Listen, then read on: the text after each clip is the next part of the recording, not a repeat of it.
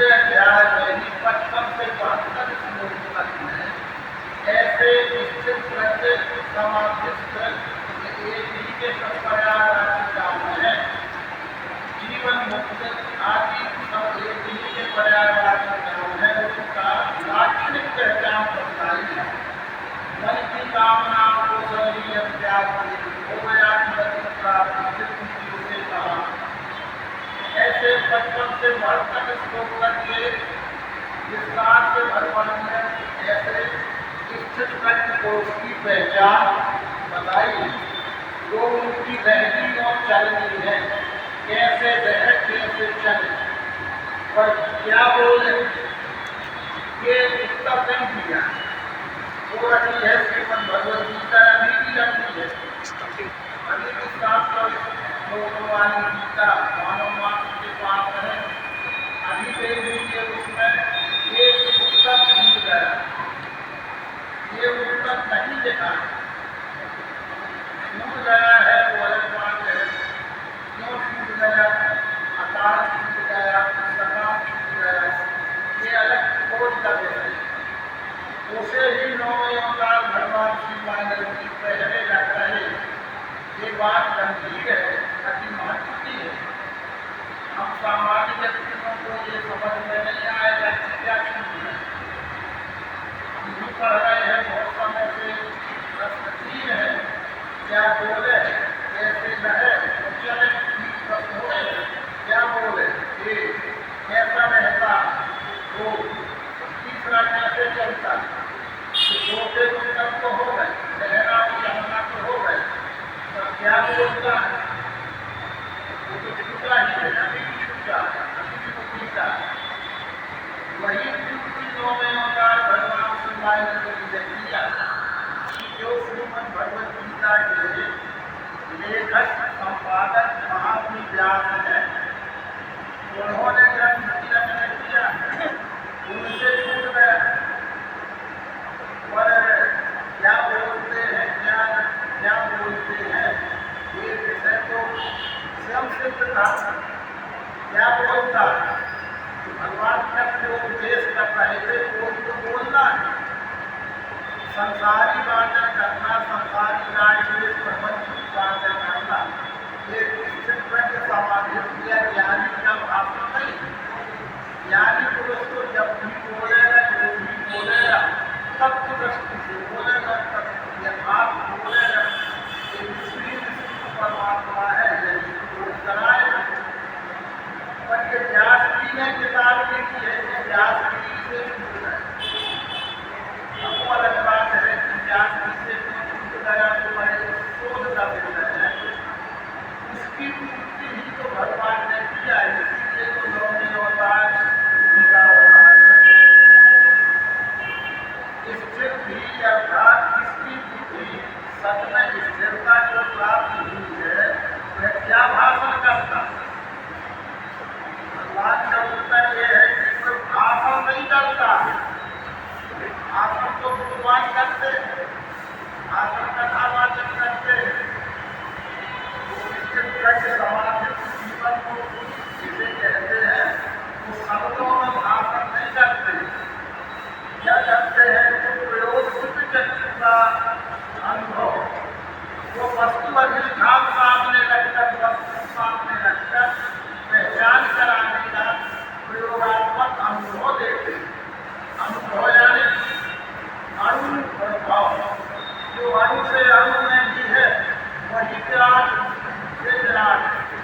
बीज ही वृक्ष है, बीज ही वृक्ष है। अणु ज्ञान में तो वही ज्ञान है। अनुभव नाम इस बात का है और स्वयं के साधनों के द्वारा पिंड से लेकर ब्रह्मांड तक है।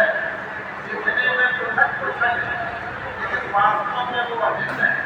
जैसे हमारे देह में आंख देखते हैं कि 5 अंगुलियां नहीं है, कहने में भिन्नता है कि 5 अंगुलियां, पर ऐसे करने में ये 5 है, एक है, और ऐसे कर लिए तो 5 है, और ऐसे कर लिए तो 1 ही है। ऐसे ये देखने वाला विश्व दिखने में पृथक पृथक है लेकिन पृथक क्या देखने नहीं तो है। ये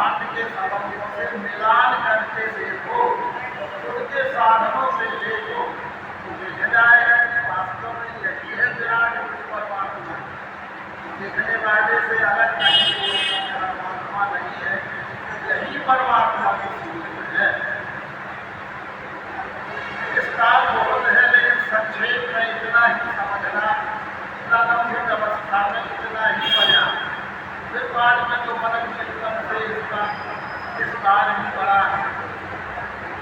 दूसरा वाक्य भगवान लिखते हैं, ये सर्वात्मक की विशेषताएं हैं। समय उपस्थित होते ही अन्य भटकने के परिश्रम से सर्वांग योग तक हटा देगा। ये समय उपस्थित होते ही, अब हम कैसे समझें कि हमारा समय आया है? समय उपस्थित होते जीव बात में इच्छा तो सबको है, चाह तो सबको है, लेकिन अभी हमारा समय नहीं आया है।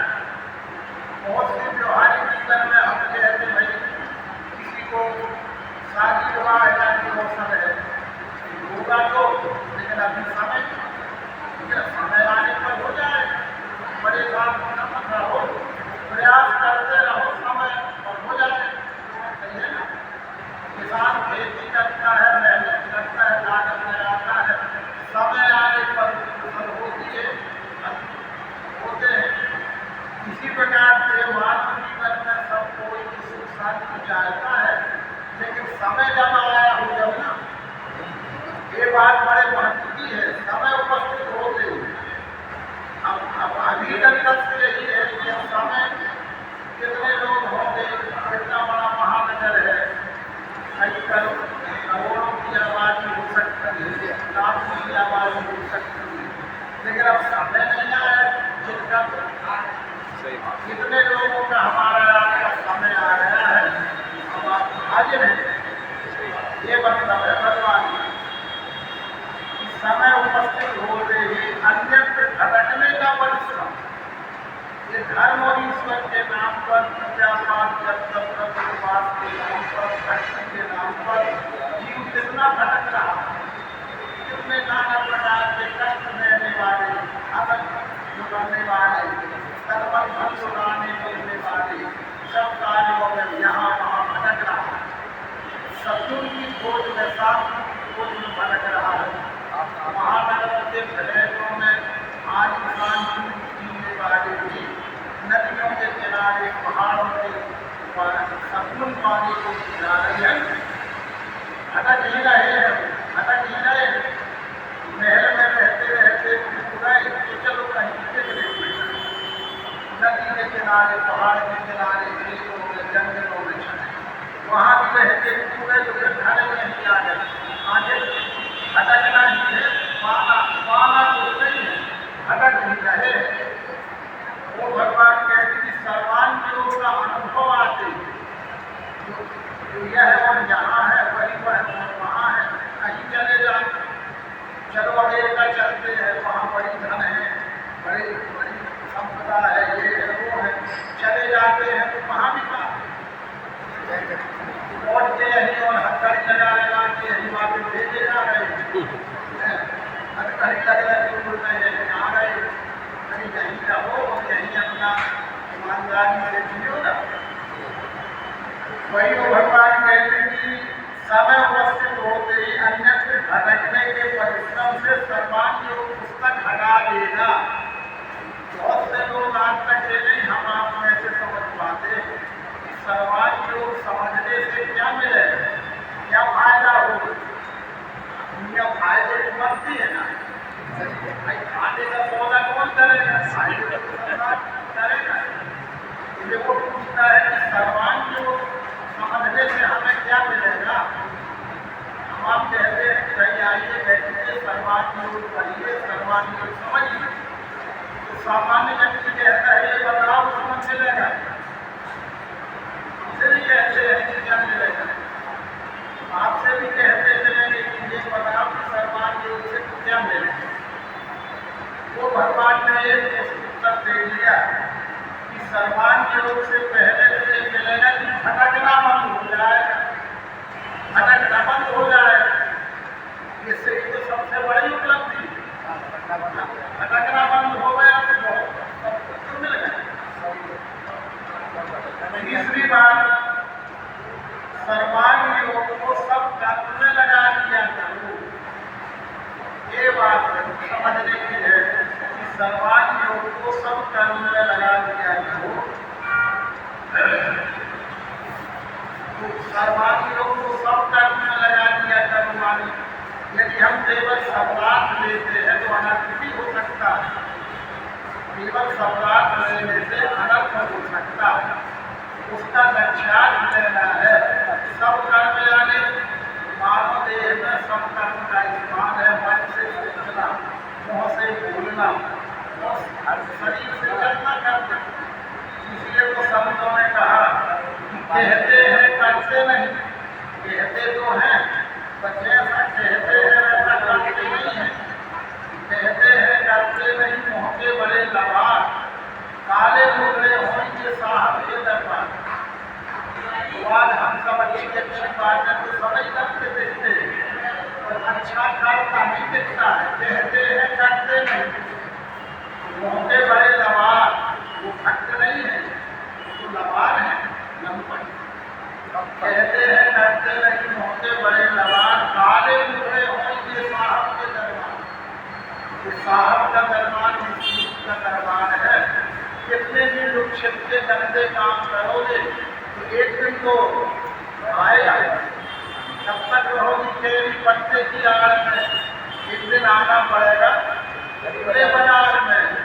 कट के दिखती है वो तेरी जानते हो तेरी छोटे आम चटनी भी बनाई जाती है और अचार भी बनाया जाता है।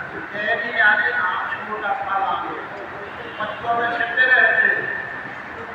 वे तोड़ने वाला कहता है भूलता है कि चटनी खाना है, अचार लगना है, आम कहाँ मिले देखा जो पत्तों में छिपी भाई तो चार आम लगे रहते हैं। उनको भी पत्थर मार के डंडा से कैसे भी तोड़ डालना। फिर कहता है तब तक रहोगी कैरी पत्ते की आड़ में, इस दिन तो आना पड़ेगा खुले बाजार में। हम सब्जी बना के मसाला लगा के अचार बना के खाएंगे। वही सब हेतु है कि सब कर्म यानी मन वाणी और शरीर से होने वाले सब कर्म में सर्वांग योग लगा दिया करो। माने मेरा जिससे व्यवहार हो रहा है उस परमात्मा संतुष्टि है।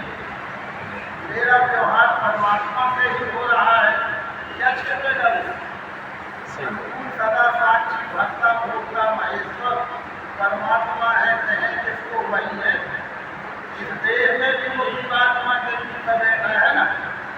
कोई नहीं देखता बुरा करते, कोई नहीं सुनता बुरा करते, लेकिन मेरे अंदर बैठे हुए यही तो देख रहा हूँ कि मैं क्या कर रहा हूँ।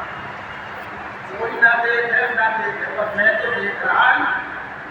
सबके अंदर बैठा मैं तो देख रहा है कि मैं क्या करता हूँ, क्या बोलता हूँ, करता क्या है। कोई न जाने, तो मैं तो जान रहा ना सबके भीतर बैठा मैं कहाँ छिपा है। इसलिए सर्वांग योग को सब कर्म यानी कारण वाचामल से होने वाले सब व्यवहार में लगा लेना। ये नहीं कि बुरे काम करते जाओ सर्वांग योग करते जाओ। तो कहना कि सर्वांग योग में लिखा है कि सब कर्म में लगा देना। कर जाओ सर्वांग पदों को मेरा लंगोट पैर से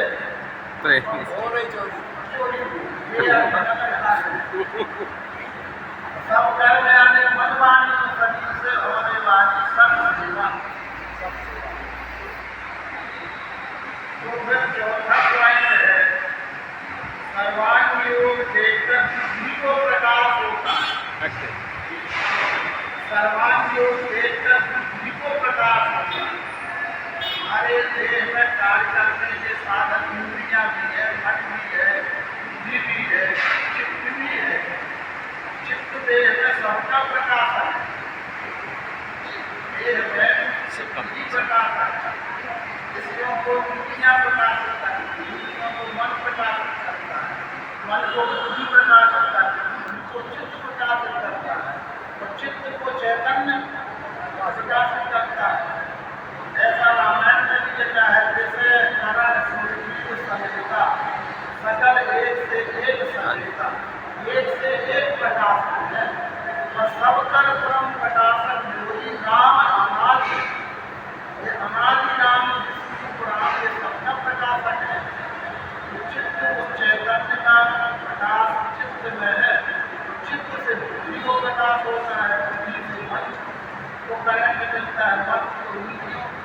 दूसरे का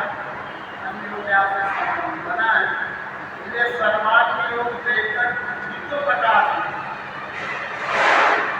जब चित्त प्रकाशित हो जाता है तो बुद्धि भी प्रकाशित हो जाती है। अगर चित्त मलिन होगा तो बुद्धि भी मलिन होगी, मन भी मलिन होगा, दुनिया भी मलिन होगी। इसलिए रामायण में यह बोलेगा रोज बुद्धि जो परम से आने, बुद्धि परम से आने कब होती है? मुझे आत्म दर्शन हो जाता है। बुद्धि के बल से हो गया वस्तु का आंखों से देखना चाहता है, ये सर्वांग योग देखकर बुद्धि को प्रकाश होता है। जब बुद्धि प्रकाशित हो गई, सब कार्य में सफलता मिले, सब जगह यश मिलेगा, मिलेगी, सुख शांति जो हम से जाते हैं। पहाड़ों में नदियों के किनारे पिकनिक मनाने जाते हैं, शांति घर बैठे शांति है। जाओ भाई मंदिर ना जाओ, भटकना बंद हो जाता है। चौथा पॉइंट था कि सर्वांग योग देखकर बुद्धि को प्रकाश होगा। अजीत हमारी बुद्धि में प्रकाश नहीं है, बुद्धि का तो पता ही नहीं है कहाँ है। बुद्धि का कोई उपयोग ही मनुष्य नहीं कर रहा है। इंद्रिय और मन के क्षेत्र में घूम रहा है। इंद्रिय और मन, इंद्रिय और मन, मन कहता है ये करते हैं, मन कहता है ये करते हैं, मन मानता नहीं है। तो मन को मान दे भाई, मन मान जाए। ऐसे समझाने वाले लोग मिल गए, मन को मारो, मन को काटो, मन को रोको, नहीं मानता है तो जैसे लोग तरीका को बता, तरीका का कोई पता नहीं, बस रोको। एक बुद्धि को जब प्रकाश हो जाता है तो मन अपने आप आत्मज्ञान की ओर जाने लगता है। मन को आत्मा की ओर जाना ही उसका रुक जाना है। इस तरह से सर्वांग योग देखकर बुद्धि को प्रकाश होता है। पांचवा भगवान लिखते हैं सर्वांग योग बौद्धिक को सार्थकी संपूर्णता है। ये चाहे भौतिक विज्ञान हो, चाहे अध्यात्म का क्षेत्र विज्ञान हो, जो भी हो रहा है ये बुद्धि से ही हो रहा है। जो भौतिक विज्ञान के भी आविष्कारक हैं, बड़े बड़े वैज्ञानिक हैं, कहाँ से बुद्धि से इसका विस्तार कर रहे हैं। क्या क्या खोजें जो हो रही है, रिसर्च जो हो रही है, किस पदार्थ में क्या मिला देने से क्या हो सकता है, खोज कर करके ये षड्यंत्र बना दिए गए हैं। राजयंत्रों के माध्यम से बड़े काम सरल हो रहे हैं, सुलभ हो रहे हैं। बड़े बड़े हाईवे बना पा रहे हैं, ये मशीनों के द्वारा बन रहे हैं। बड़े बड़े पहाड़ खोल के रेल में लाइन निकालना है तो कोई मशीन खोल पाएंगे पहाड़। एक मशीन आती है, थोड़े समय में बड़े बड़े डैम बन गए, ये डैम बांध बन गए, जो मजबूत बांध लेते ये बांध मशीनों से बन गए। ये वैज्ञानिक खोज की बुद्धि से ही हुई है ना। इस तरह से सर्वांग, लेकिन सर्वांग योग बौद्धिक शांति संपूर्णता है। ये सबसे पहले संसार में भौतिक की खोज होती है। भौतिक की खोज हो जाने के बाद मनुष्य को लगता है कि मैं सुखी हो जाऊंगा। बड़ी आज इंसान बंगला मिल गया, इंसान कार मिल गई, मिल गया, लगता है सुखी हो गया। सुखी क्या नहीं हुआ तो अंत में अध्यात्म की खोज होती है। जब भगवान ने मन में लिखा है कि सबसे पहले भौतिक की खोज होती है, क्योंकि पहले हम माटी को रोटी चाहिए। ज्ञान बताओगे वो ज्ञान दूसरे को कहेंगे रोटी खिलाओ, पहले तो ज्ञान सुने।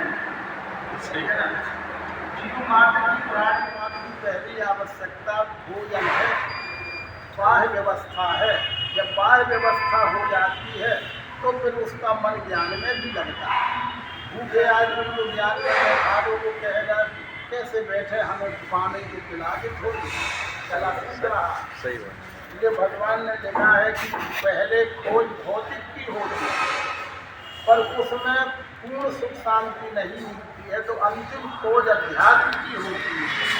और अध्यात्म में भी फिर पूजा पाठ जप तप व्रत उपवास तीर्थ दान पुण्य ये भी तो खोज के लोगों ने करवाया था हम सब। और हम सब इसी में भी लगे कि सब इसी में सुख में लगा इसके शांति मिलेगी। लेकिन अंत में बहुत ही पुरुषार्थ यानी ये विश्व ही परमात्मा है ऐसा जाने बिना किसी भी प्रकार के अध्यात्म के तपोबल से और भौतिक के विकास से जीव का उद्धार कल्याण नहीं हो सकता है। इसलिए सर्वांग योग बौद्धिक पुरुषार्थ की संपूर्णता है। जितनी आज चालाकियाँ भी हो रही कहाँ से हो रही बुद्धि के कारण। बुद्धि से। एक अनपढ़ आदमी कितना भ्रष्टाचार करे तो अखिलेश में भी कितनी भ्रष्टाचार और एक पढ़ा लिखा शिक्षित बुद्धिजीवी तो सबका रहा तुम्हारा कहीं से नंबर मिल जाए तो खा के साफ कर दे कौन निकाल लेगा कौन अनपढ़ निकाल ले बुद्धि का तकनीकी ज्ञान जिसको बुद्धि है वो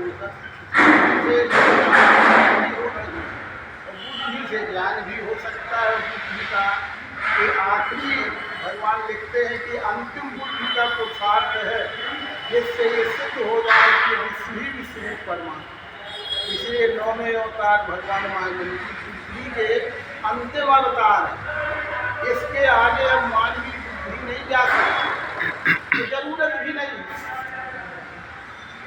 ये दोनों बात भगवान के उससे निकलती है कि ये सर्वांग योग बौद्धिक पुरुषार्थ की संपूर्णता ये विश्व परमात्मा ये जान लिया तो अब और क्या जानने में बुद्धि खपा रहे हो।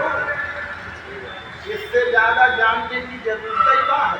उस ज्ञान के भी करोगे का इससे आगे इसका विश्व ऐसा जानना हो गया ये तो आखिरी सीमा हो। अब उसमें और अपनी कोई अकल लगाओगे अपना कोई समझ लगाओगे तो वो फिर बुद्धि का विकार हो जाएगा। पागल से और हो जाओगे पागल कहेंगे फिर पढ़ आ जाओगे। इसलिए उसमें ज़्यादा अपनी निजी बुद्धि लगाने की जरूरत नहीं है। जैसा है वैसा ग्राह्य करो। भगवान ने खुद कह दिया है कि तुम्हारे सामने भगवान की थाली ही परोस के रख दी गई। अब तुम्हें ज़्यादा प्रगति की जरूरत नहीं है। तुम तो प्रेम से ग्रहण करो और हजम करो। प्रेम से ग्रहण करो और हजम करो स्वस्थ रहो प्रसन्न। तुम उसमें अपना कुछ न मिला। अगर अपना कुछ मिलाओगे तो वो जहरीला बन जाए तो जहर हो जाएगा। इसलिए सर्वांग योग बौद्धिक पुरुषार्थ की संपूर्णता है। सर्वांग योग को समझने में भी मुझे समय लगाओ। सर्वांग योग को समझने में कई जन्म लग सकते हैं पर उसमें सुधार करने की बुद्धि न लगा। सर्वांग योग बौद्धिक पुरुषार्थ की संपूर्णता है। तो कितने नंबर पे सर्वांग योग की प्राप्ति के बिना सर्वांग योग की प्राप्ति के बिना किसी ग्रंथ के पढ़ने से अथवा क्रियाओं से नहीं हो सकती। छठा है महात्मा हो गया सर्वांग योग बौद्धिक पुरुषार्थ की संपूर्णता उसके नीचे और उसके बाद छठवा है ना सर्वांग योग की प्राप्ति के बिना एक ही किताब देखी। सर्वांग योग की प्राप्ति के बिना किसी ग्रंथ के पढ़ने से ऐसा तो श्रीमद् भगवद गीता में भी भगवान कृष्ण कहते अर्जुन वेदों के पढ़ने से अन्य क्रियाओं से जैसा तुमने ये विश्व देखा है ऐसा संभव वही भगवान कहते हैं कि नाना प्रकार के धर्म ग्रंथों को पढ़ो। रोका नहीं चाहते हैं कि ना पढ़ो जरूर पढ़ो पर उनमें जो कुछ भी लिखा है और जिसके बारे में लिखा है वो परमात्मा के बारे में लिखा है। तो पढ़ने से जानने की इच्छा होगी जानना नहीं होगा। जानने की इच्छा हो जाएगी पर जानना तो तत्वदर्शी सदगुण से प्रयोग में प्रत्यक्ष में मिला करके ये सर्वांग योग की प्राप्ति, सर्वांग योग माने पिंड ब्रह्मांड का योग मिलान। मिलान।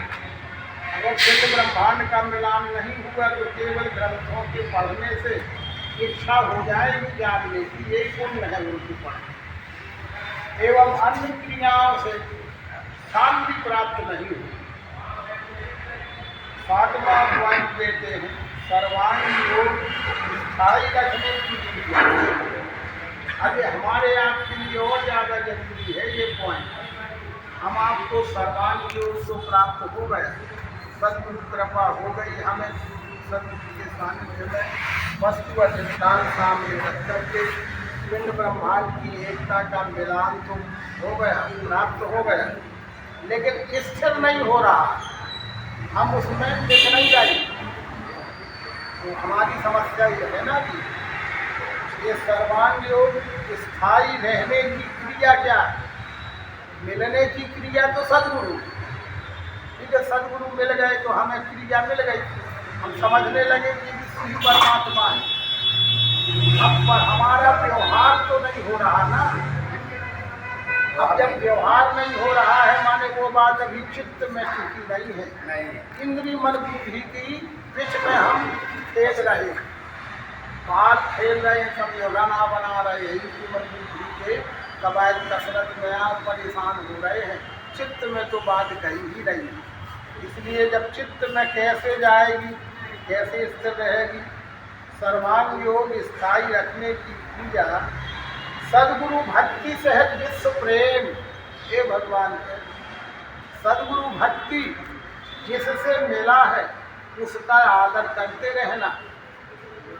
ये नहीं कि गुरु गोरई रह गए चेला शक्कर हो इसलिए कहा ठीक, जिससे मिला है वो कुछ भी हो, कैसा भी हो, तो उसके दोष और दुर्गुणों में न पड़ना, उसके गुणों को ग्रहण करते रहना और उसका आदर करते रहना।